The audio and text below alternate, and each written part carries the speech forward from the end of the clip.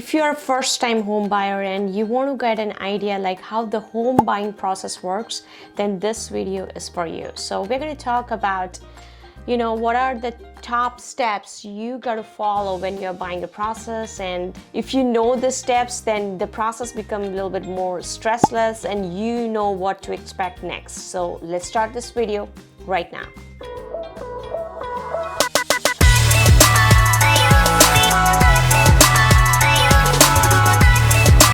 My name is Komal Acharya and I'm a local real estate agent. Welcome to my channel. It's called Moving to Florida.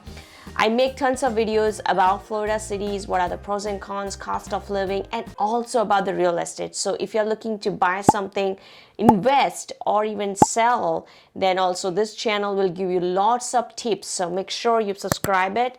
And if you have any suggestions of making me videos of those topics, comment me below. I would love to make those videos. So let's start this video right now. So number one step, when you are buying a house, you got to make sure you have the real estate professionals in place, because many times people think that, okay, we are still just checking the market. We do not require the real estate agent right now because we are at the early stage. See, when you buy a house, you are not going to pay them. It's the transaction is going to pay to the real estate agent. Then why don't you take an advantage from first day? And you do not have to waste your time in research. They can guide you at the perfect way. Of course, having the good real estate professional on your side, it's very, very important. So you do not need to do your due diligence. Ask your friends, ask your colleagues like whom they have used.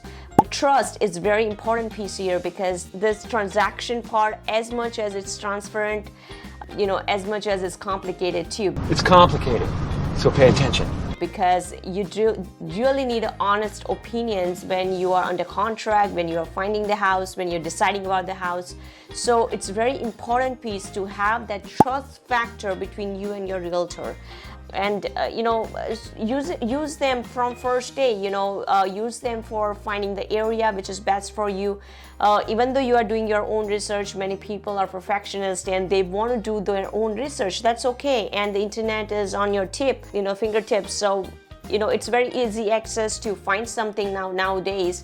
However, being a real estate professional working full-time, they do have some of the insight knowledge which may or may not the internet will give you. So try to talk to them from first day, and also get connected with the lender the first day, because that's very, very important piece. That brings me to my next point, which is having the pre-approval in hand. Before COVID, it was not too common having the pre-approval while you put an offer. Even though it's required, you put an offer with the pre-approval. That gives a great stand and strong stand in front of seller. So it's actually strength for you. Many people afraid to do the pre-approval because that can mess up the credit. I would say that's a little bit of myth. Honestly, your credit, whatever the back end, what we have in the States is, they do allow the multiple credit inquiries in the shorter time period. That will not affect it. So I would say try to shop around on the day when you start your house searches with the lender. However, do not do too many because we don't want to affect the credit. So try to choose the top 2 while you are getting the pre-approval, because let me explain you the reason. Pre-approval, sometimes some lenders just do very superficially. In that case, they give you the amount, they give a letter to the realtor, and everything is on place. But since they did the superficial, they didn't go too deeper, they didn't go through the underwriters. So that can create the issue while you're under contract.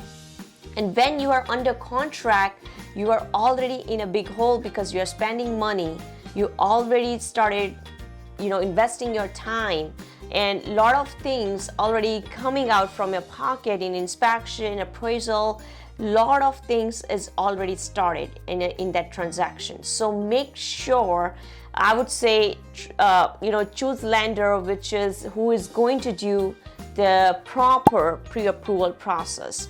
So still, it's okay to go for even a top 2 lenders after your research, whoever you got your name. Also ask your realtor. They do have a very good relationship with the lenders. Like with my clients, I always recommend them. I do not push them. They don't have to use my lender. My lender means the people I work with. I have a multiple, the lender sources whom I work with, because, everybody shops around with the interest rate. Everybody wants the perfect interest rate which is available in the market. So those things, they have access to if I'm working with the multiple lenders, and they also understand my client is going to shop around, and they got to match their rates if they want their clients. So again, same way many realtors work this way. They don't push you to use their lender, but because of that good relationship, it's really easy when your file goes through some issues or anything. It does help to resolve those issues if they have a very good relationship. I have another video where I'm explaining about using the local lender and any national lender. There are some pros and cons, so you do need to understand if you are using someone who is not even local lender. So that's very important piece while you are going through the pre-approval. Number 3 process, let's say you already set your realtor, you are having the pre-approval, your price range. Third thing is now searching the house. So of course your realtor will set up the searches, they will send you emails, they will understand what you're looking for. Of course you do have access to the very good websites like zillowrealtor.com. That's also helps to search the houses. But there are some details you may not find there. Sometimes there's a membership fees or mandatory golf membership fees. Those things are not clearly written in those third-party websites. There are some of the rules, HOA rules or regulations that may not be directly written there in those websites, or any specific remarks. So you do need, I would say, ask a realtor about that house, whatever you're looking for. Go more deeper into before you even start seeing those houses. Right now in 2021, houses are going so fast. So once you start the process, make sure you have made up your mind, because a house may not stay even more than a week in a market. So you got to keep looking, the physically also. Many people think like, oh, you're wasting time on realtor, or don't think that way. It's no obligation on a realtor side. That's how they work in the commission base. So it's if you need to see the physical house, do it. And I will recommend to do physically, because that's when your mind will get clear. That's when you will understand what things you need and what things you do not need in the house. Just by looking at the pictures, you will not get 100% idea, because remember, those pictures are high definition pictures, so that can even sometimes give you illusion of the wrong square foot, and it's not 100% give a 100% idea like what this house about, what are the interiors about. So I will definitely recommend start looking the houses physically. Even though you like that house 30-40%, it's okay. Start looking at physical. That's very important piece to start at. Once you start looking at, let's say you like something, then your realtor will do the homework of the comparable and create the offer. There are a lot of pieces in the offer. I have some other videos about the offer, which is like whole different series we can make. So make sure you see those videos if you're looking more information. However, the simple format, if I see, as a stepwise, is you create the offer, you submit the offer with your pre-approval. Your realtor will submit the offer. And from that steps, a little bit of wait you need to do. And let's say it's a multiple offer situation. There are many ways the realtors right now can win over the offers if they are smart enough. So basically, there are a lot of changes are happening in this market, especially after COVID. So those things are important to address when you're putting an offer if you really want to win that house.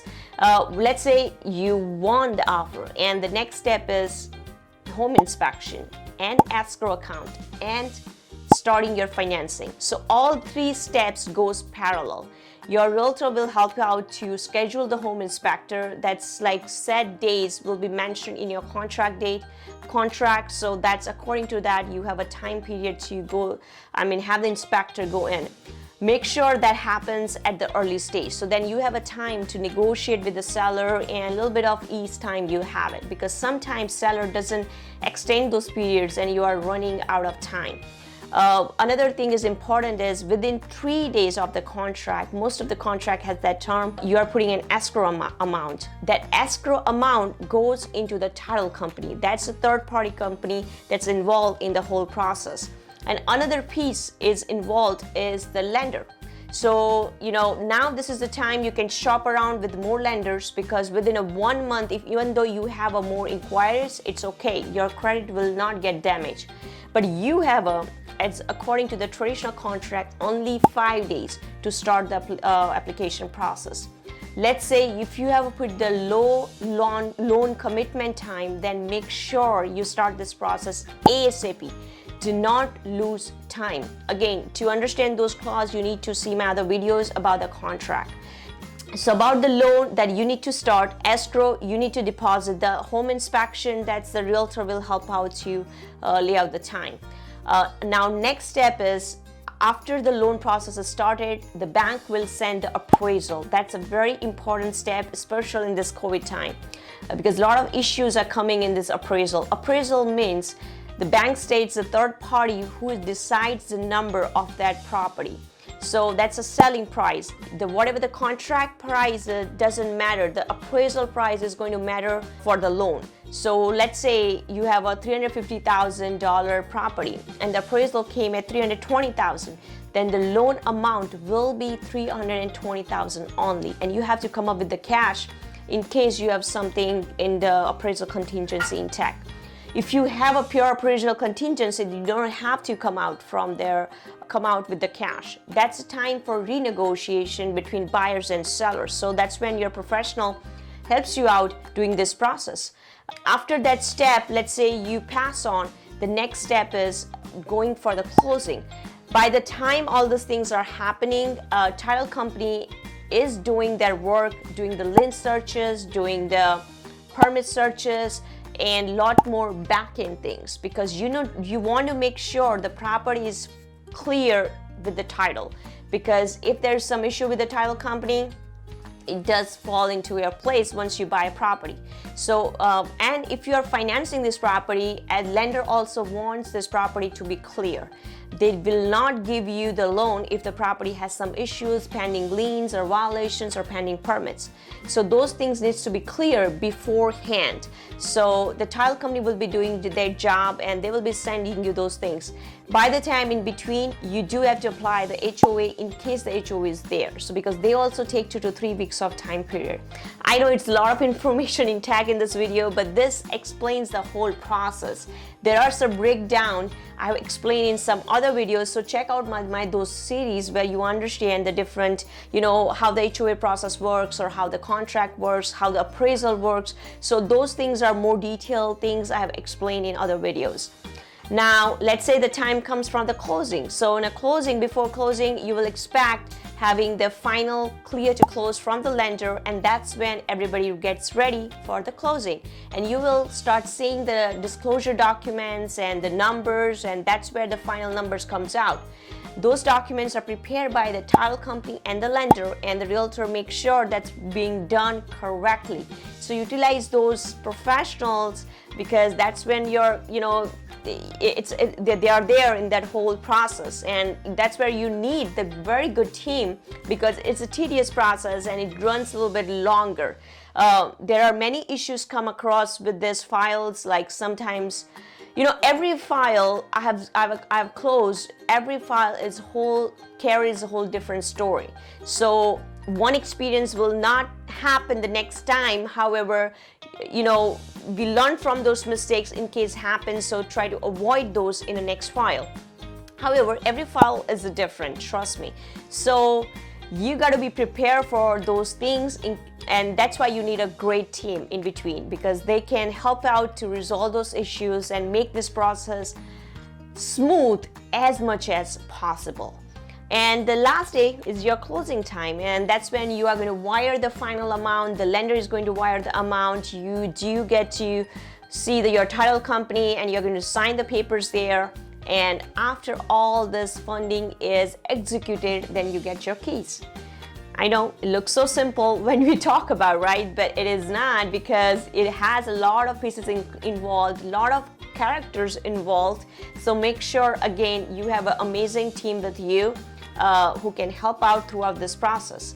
In case you're looking to buy, sell, or invest in Florida, we are here, and we also have a team across the different states. So if you're looking to have any referrals for other states, I have a very good connections with other agents. I would love to help you out to start your process. In my description, you have more details about the home buying process. In case you are look at it, make sure you download those things. And if you want any one-on-one consultations anywhere you are buying a house, we will love to provide you those things. So make sure my calendar also is in the description. You can text me, email me. I'm just one text away to get you more information. All right, guys, I will get more and more videos about these topics, and there will be some suggested videos on the same channel. You will see. Make sure you see those, and in case you don't find the videos where you're looking for, comment me below.